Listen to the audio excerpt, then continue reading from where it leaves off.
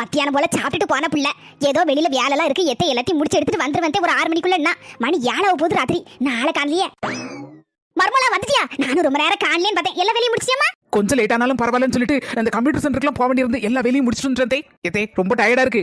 மத்தியானம் அதான் கூட கொஞ்சம் சோறு வச்சுட்டு போனேன், மீன் கறியும் நிறைய வச்சுட்டு போனேன்.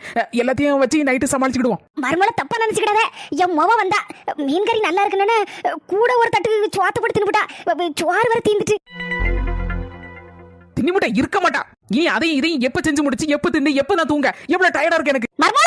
மர்மோல மண்ணா கட்டினா இந்த மாமியா கிளவிக்கு வேற வேலை கிடையாது. என்னத்தை பூரி கடலை கறி எல்லாம் கொண்டு வந்திருக்கியா? என் முக வேற சோத்து தின்ட்டு போயிட்டாளா? நீ வேற டயர்டா வருவ. அதனாலதான் மர்மோல உனக்கு பிடிக்குமேனு பூரியும் கடலை கறியும் செஞ்சு வச்சேன்.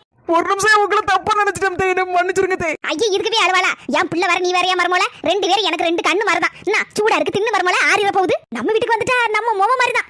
கொஞ்சம் அட்ஜஸ்ட் பண்ணி மாமியால மர்மோல நடந்துக்கிட்டாலே போதும். எந்த பிரச்சனையும் வராது. சந்தோஷம் தன்னால வரும்.